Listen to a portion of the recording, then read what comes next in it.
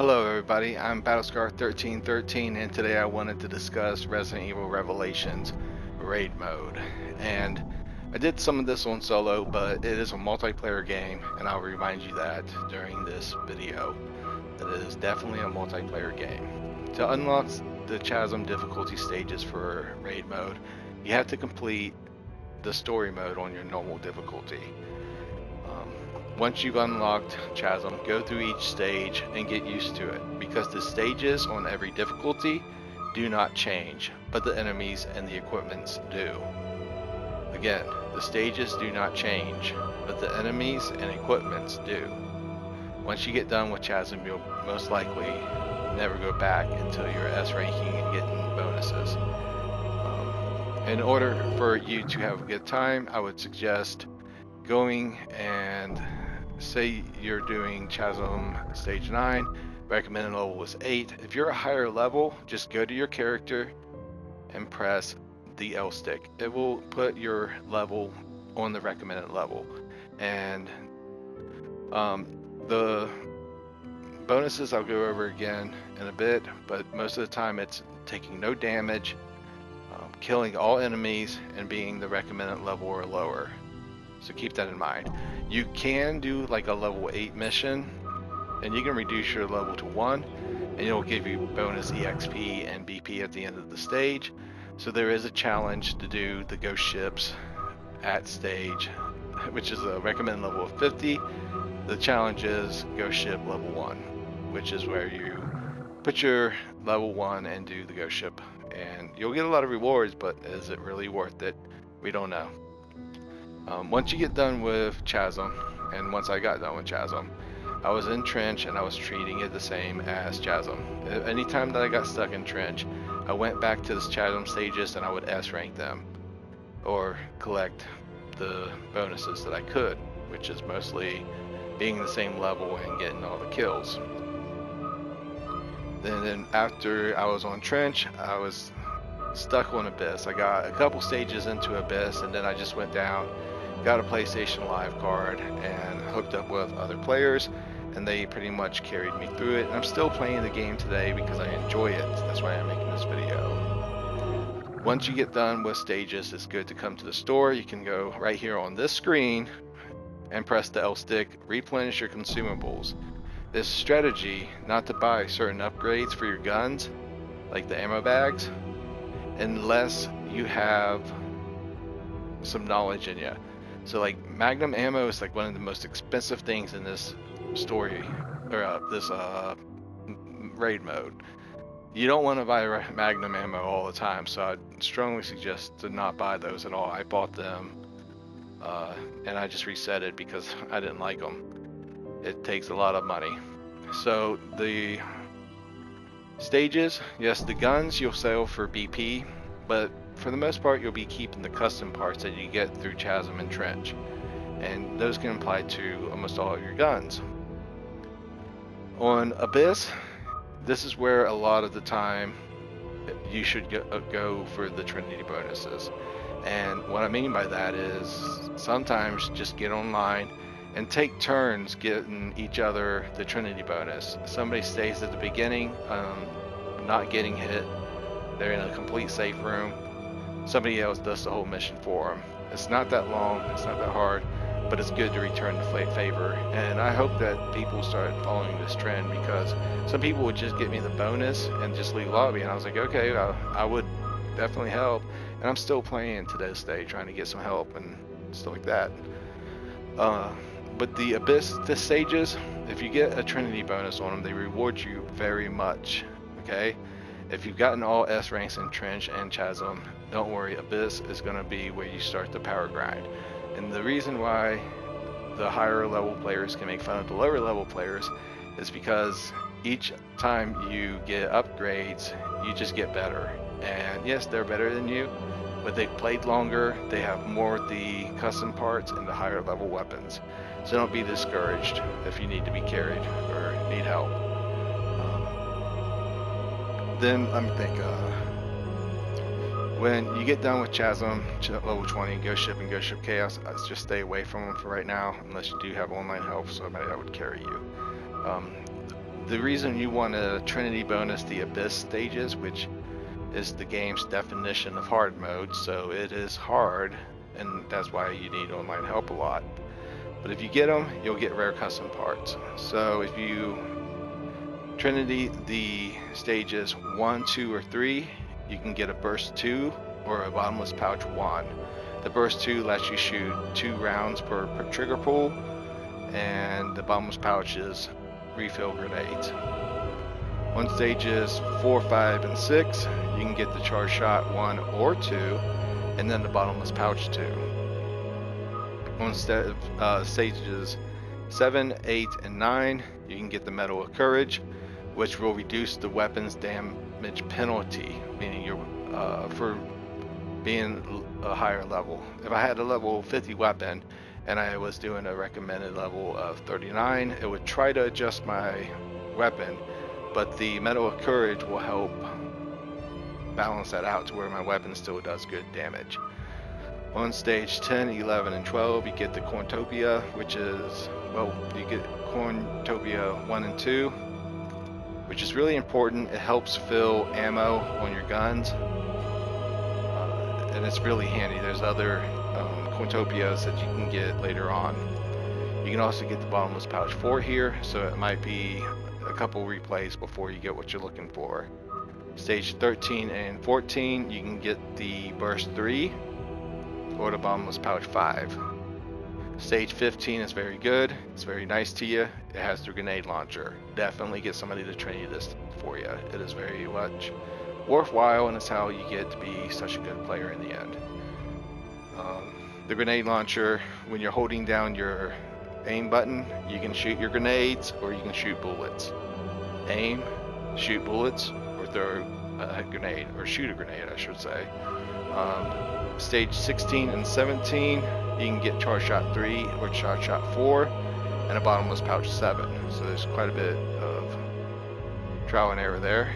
18 and 19, you can get the Cornucopia 3 and 4 or the bottomless pouch 8. And you can only get pouches 5 through 8 on stage 20, which will leave us with the Ghost Ship and Ghost Ship Chaos rewards. You have to get 150 bonuses for the Demigod trophy. There's mention of that, and there's 20 stages per difficulty, so you can get the 160 of them if you chasm or got all the bonuses for chasm difficulty levels like trench. Like, you don't have to, well, you can't just a Trinity bonus Abyss stages only. You're gonna have to get a mixture of the Trinity bonuses. It's really possible though, because there's a lot more than 150, so the game could have been like Resident Evil 6 and made you get every bonus for every level, so be very thankful that it didn't do that. With the Ghost Ship Chaos and all that, there is the Gluttony 5 for Trinity, the Ghost Ship. If you get the Trinity bonus, I'm going to tell you, just you're getting carried. People like doing it. I don't know why. I try to return the favor, but I'm not that strong leveled or anything like that yet, so I can't. But I'm still playing the game in hopes to one day get stronger. The Ghost Ship Chaos 2, and if you get a Trinity bonus, you can get the Stars 2, which is an auto loader, plus reduce recoil by 60%. Or you can get the BSAA 2, which is it gives you ammo every X amount of seconds, and also when you kill enemies, they will drop the ammo that you need.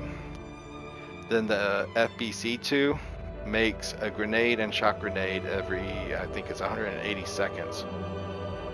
The other custom parts you can get from these is damage 6, fire rate 4, long magazine 9 and 10, critical 5, auto loader 1, 2, 3, 4, and 5, gluttony 1, 2, 3, and 4, and full burst.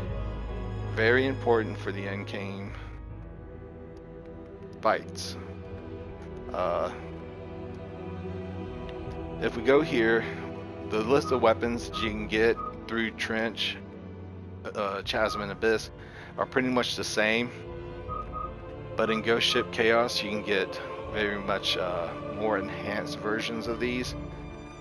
So you'll probably be used to some of these pistols, but I'll just go over the ones you should be used to compared to their Ghost Ship Chaos counterparts. M92F is a pistol, and its better version is called Revelator.